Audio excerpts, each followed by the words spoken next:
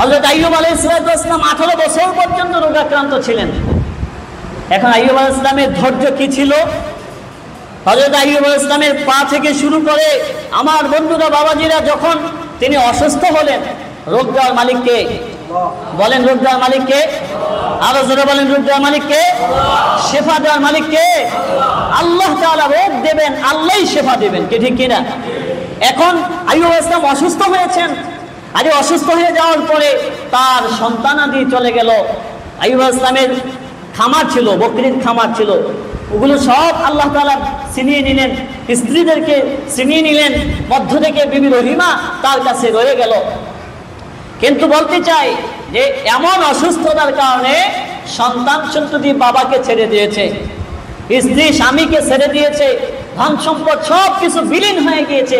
এটা কেমন পরীক্ষা?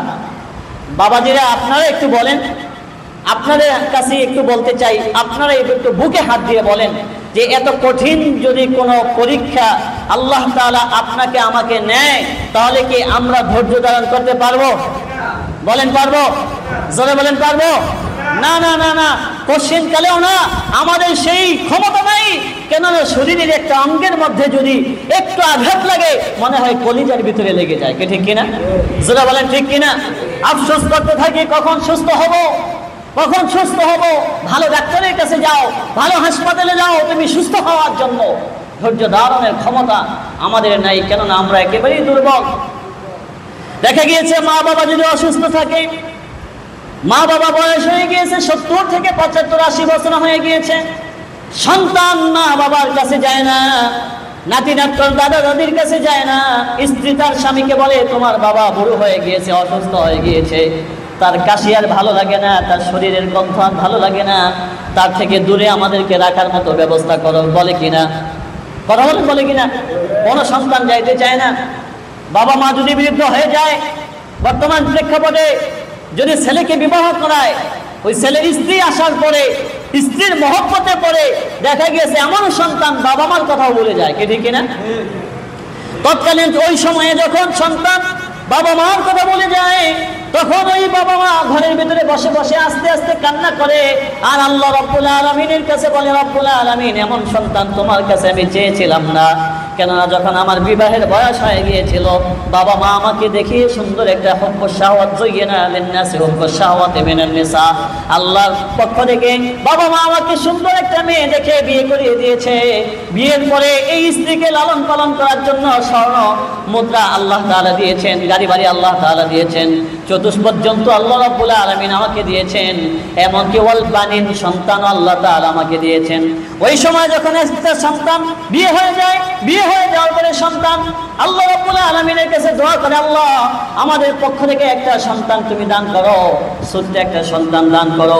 ওই সময় বাবা মা যখন দেখে বড় হওয়ার পরে ওই সন্তান আর বাবা মাকে চিনে না, স্ত্রীর মহব্বতে বাবা মাকে ভুলে যায়, তখন বাবা মা ঘরে বসে বসে কান্নাকাটি করে আর আল্লাহকে বলে, রব্বুল আলামিন, এরকম সন্তান তো তোমার কাছে আমরা চাই নাই।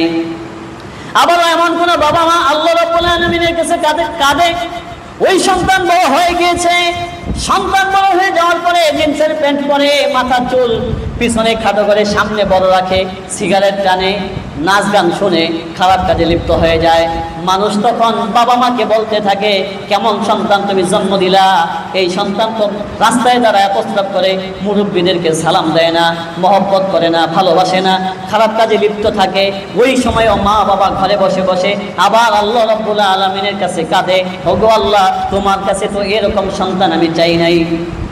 এমন একটা সময় আইয়ুব আলাইহিস সালামের হয়েছিল, সব কিছু চলে গিয়েছে, পা থেকে গোশতগুলো খসে খসে যাওয়া শুরু করেছে, সারাটা শরীরে গোশত যখন পোকা হয়ে গিয়েছে, বিবি রহিমা জিহ্বা দিয়ে চেটে চেটে পোকাগুলো সরিয়ে দিয়েছে। স্বামীকে কষ্ট দিতে চায় নাই, জঙ্গলার মধ্যে নিয়ে গিয়েছে একা একা। স্বামী জঙ্গলার মধ্যে থাকে আর বিবি রহিমা বিভিন্ন জায়গায় থেকে খাবারের ব্যবস্থা করে। অনেক লম্বা কথা। হযরত আইয়ুব আলাইহিস সালামের শরীরের গোশত যখন শেষ হয়ে গিয়েছে, সব কিছু শেষ, কোনো শক্তি নাই, গোশত নাই, কিছুই নাই। এমন অবস্থায় শুধুমাত্র 2টা ঠোঁট আছে আর জিহ্বা আছে। ওই যে পোকাটা গোশত খায়, ওই পোকা শরীরের মধ্যে হাঁটে হাঁটে হাঁটতে হাঁটতে হাঁটতে হাঁটতে নিচ থেকে উপরের দিকে আস্তে আস্তে টুটের মধ্যে আসে।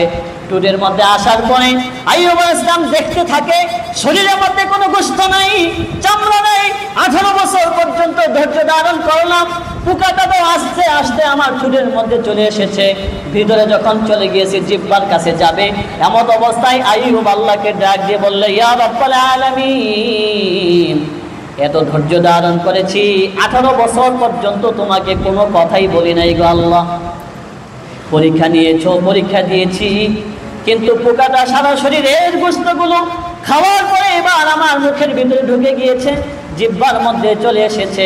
আল্লাহ, তোমার কাছে ফরিয়াদ জানাই, আমার জিহ্বাটাকে রেখে দাও, পোকাটা যেন আমার জিহ্বাটা না খায়। কেননা এই জিহ্বা দিয়ে তো আমি তোমাকে আল্লাহ বলে সম্বোধন করতে পারি। বলেন সুবহানাল্লাহ, যারা বলেন সুবহানাল্লাহ। আল্লাহ রাব্বুল আলামিন রহমতের দুনিয়ায় জোশ লেগে যায়।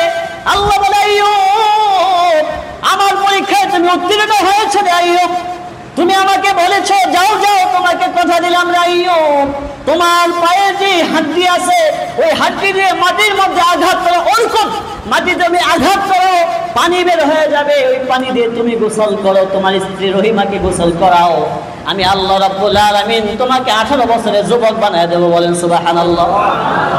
সম্মানিত হাজিরিন, এই আশুরার 10 তারিখ হযরত আইয়ুব আলাইহিস সালাম পরিপূর্ণ শেফা পেয়েছেন এবং সব কিছু ছেলে মেয়ে থেকে শুরু করে, তার খামার থেকে শুরু করে, তার বাগান থেকে শুরু করে সব কিছুই আল্লাহ তাআলা সম্পদ সব দিয়ে দিয়েছে। বলেন না সুবহানাল্লাহ। আর জোরে বলেন সুবহানাল্লাহ।